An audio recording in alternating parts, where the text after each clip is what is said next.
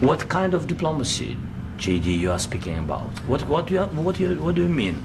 I'm talking about the kind of diplomacy that's going to end the destruction of your country. Yes, but if you Mr. President, with respect, I think it's disrespectful for you to come into the Oval Office and try to litigate this in front of the American media. Right now, you guys are going around and forcing conscripts to the front lines because you have manpower problems. You should be thanking the President for trying to bring an end to this conflict. Have you ever been to Ukraine that you say what problems we have?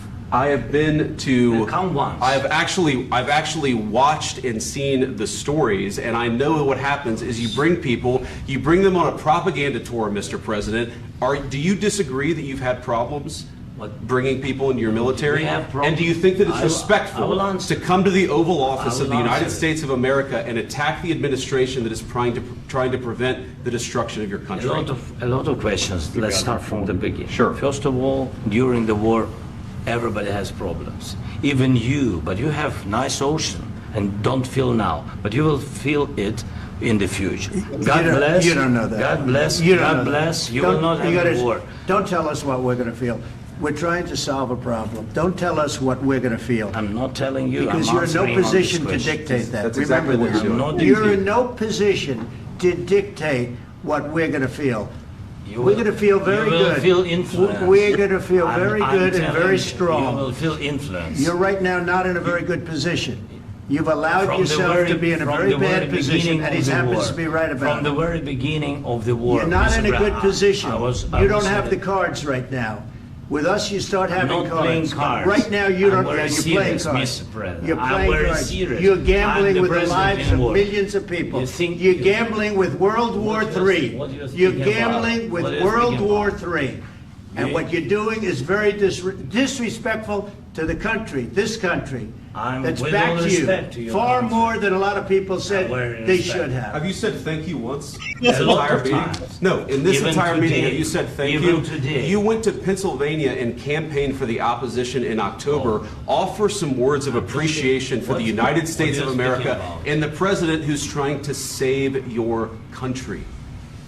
Please, you think that if you will speak very loudly about the war, He's not speaking loudly. He's not speaking loudly. Your country's in big trouble. Can I Wait a answer? minute. No, Can you've I done a lot answer? of talking. Your country is in big trouble. I know. You're not I winning. know. You're not winning this.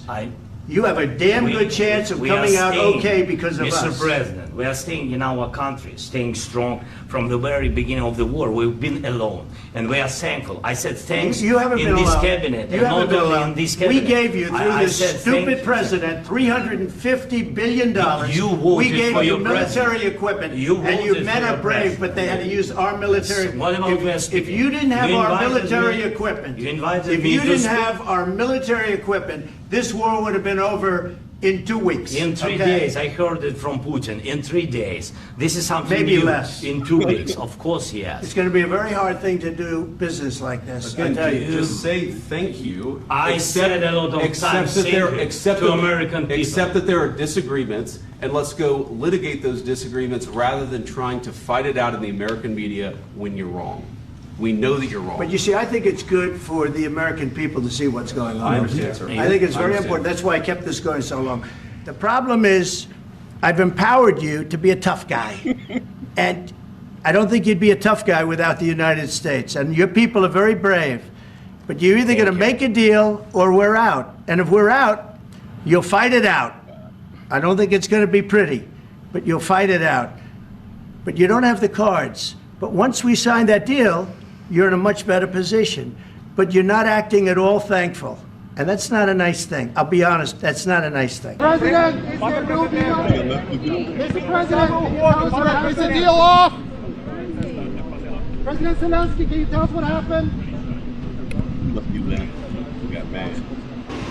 That's great.